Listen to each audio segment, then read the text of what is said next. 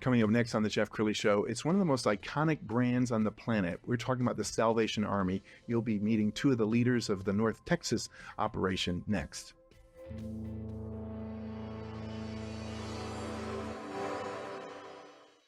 Many are predicting that the worst is yet to come, which is unfortunate, said one person here.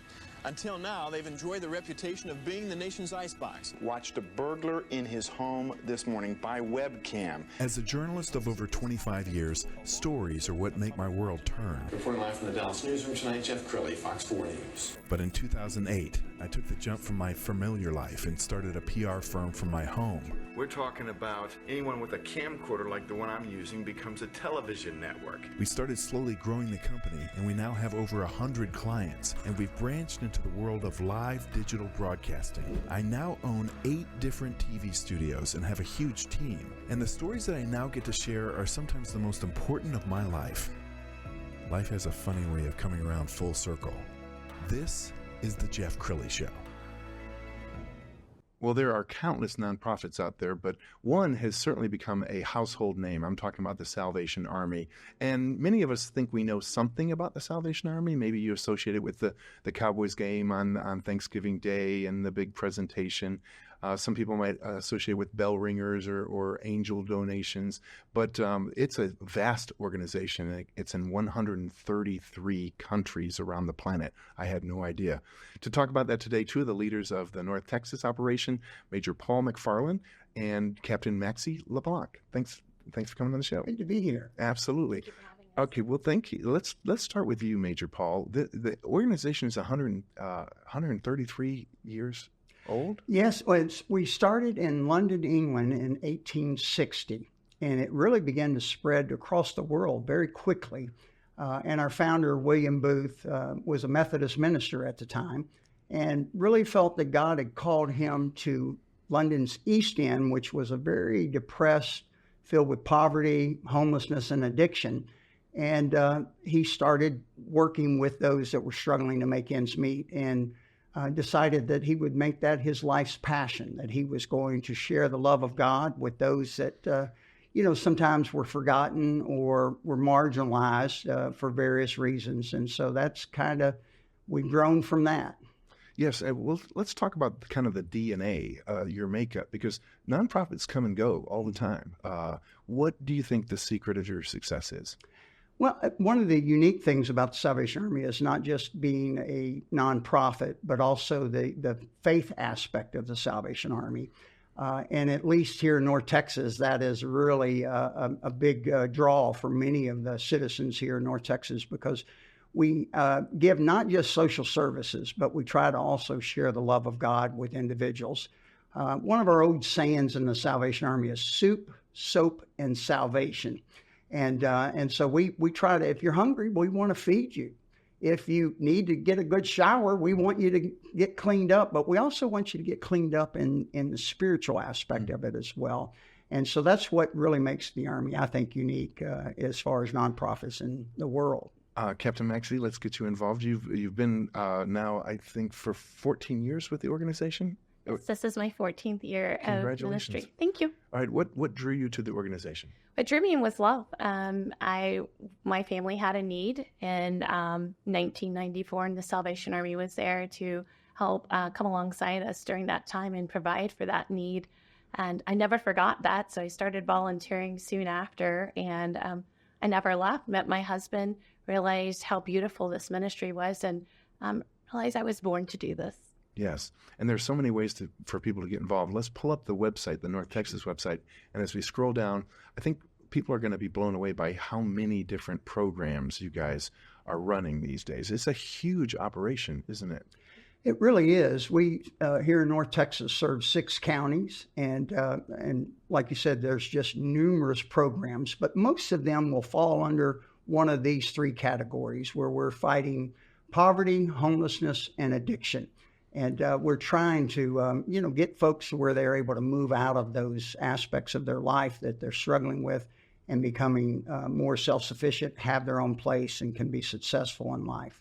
And this is your busy season, isn't it? Oh, yeah. So really talk about different ways people can get involved. Well, our biggest program, in fact, it's the largest in the world. Of course, we're in Texas. It should be, right?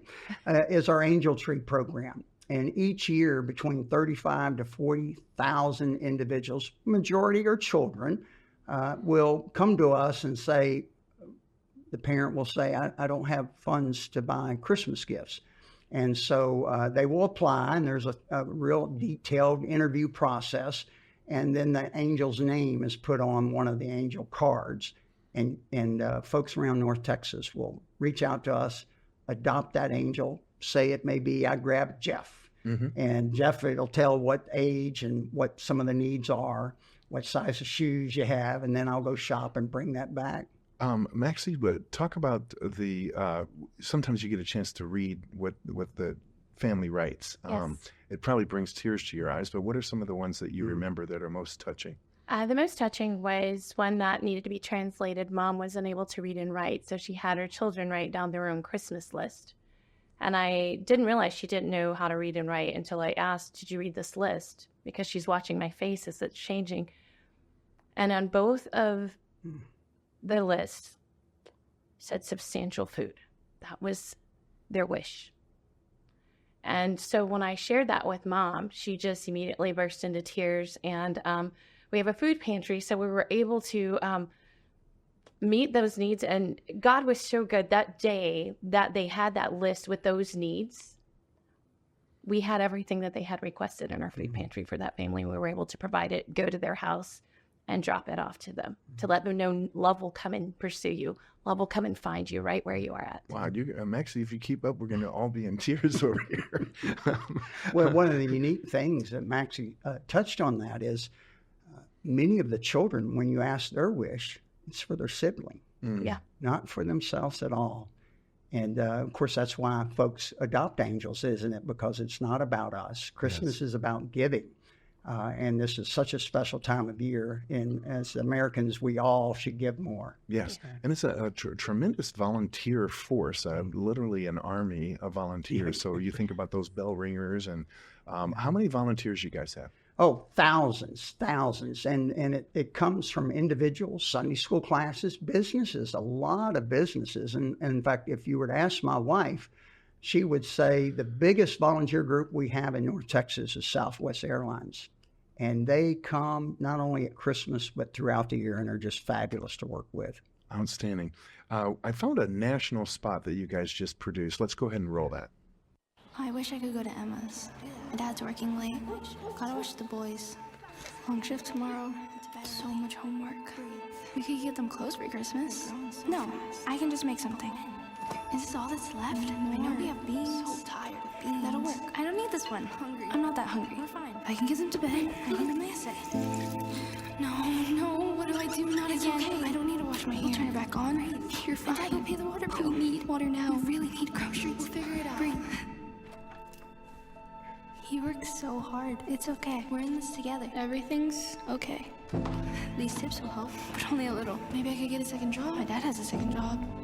We don't need help. We have each other. I'm so tired. We can do it alone. Figure it out. We've made it this far, but what if they could help? We're fine. We don't need this. Hi. What's your name? Anna.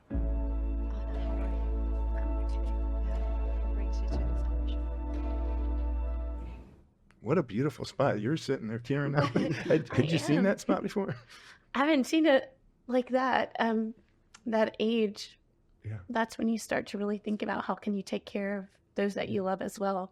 And so that's why we're here. Yes. We're not going anywhere. Major Paul, tell us one of your favorite success stories. A young man by the name of Chris came to the Salvation Army, had been homeless and struggled with addiction for many, many years. And he entered one of our free adult rehabilitation center programs, which there's over 100 of them in the United States, and was successful. And in fact, I got a text from him Saturday night saying, this is my 15th year of sobriety. So he I did his wedding a few years ago and has his own home. He is gainfully employed and is very active in the AA program in the community he lives because it's all about giving back to others that were struggling just as he was at one time. And that story is repeated thousands of times over, not just here in North Texas, but throughout the country. So beautiful. As I was preparing for the show, I went on your YouTube channel and I found this beautiful video that Captain Maxie did. Let's go ahead and roll that. I was 14 years old, starting my freshman year of high school, and I realized that August that my sister had a brain tumor, and she and my mom were leaving to go to Fort Worth to the Children's Hospital there. And it didn't dawn on me how severe it was, but I knew something was not right. I sensed that it would be her last Christmas with us. Our family's goal was to make sure that she was taken care of, so Christmas gifts and things like that wouldn't have been the top priority at the time, and it wasn't the top priority, but thanks to the Salvation Army and the generosity of a community, they made Christmas very special for us, especially as my parents are trying to figure out what they need to do to take care of my sister during this time. And here comes love on 4 wheels in the form of a white truck with a red shield on it. She was really excited. I remember there being a Disney princess gift that she got to open. She was looking around, wanted everybody to show their gifts, and she wanted to see everybody's gifts as she was sharing and showing her gifts. My mom and dad had gifts, all my siblings, so there were gifts for all 8 of us. It was really neat. And I remember getting a tape recorder that year. I felt like the least during that time, and I get to pour into other people and let them know they have not been forgotten, and there is a whole community that loves and supports them. I remember growing up asking kids what they got for Christmas, and they didn't get anything because parents had to make a choice: a roof over their head or gifts under the tree. What the Angel Tree program does is it provides parents with gifts that they can wrap for their children, and so what the community allows the parents to do is to be able to bless their children on Christmas Day.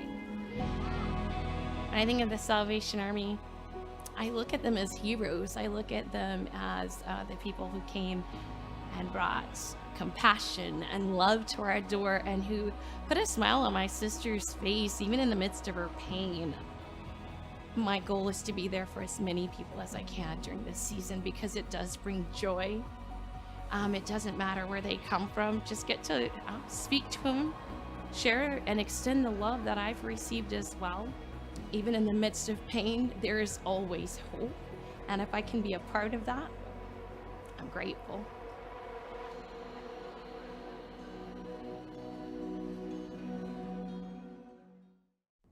Wow. You're such a powerful storyteller. As you're watching, it's not like you watch that every day. It's probably been a while since you saw it.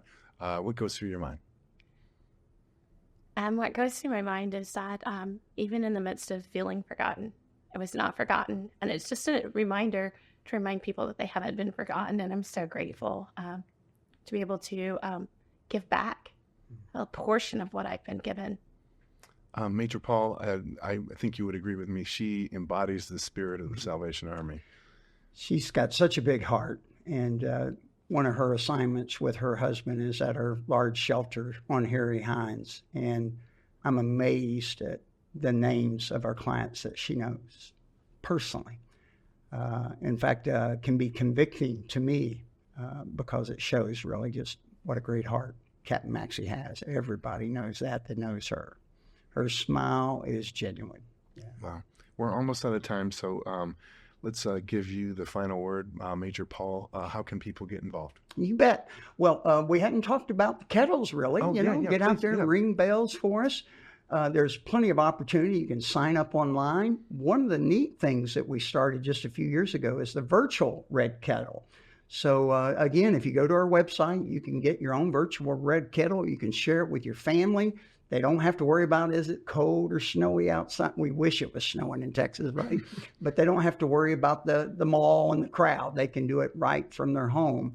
And 100% of those proceeds stays right here in North Texas. Wow, that's a beautiful way to end this segment. And thank you both for your generosity and sharing your heart with us. We're going to end with the website, which is salvationarmytx.org/North-Texas. Yeah. Thank you both.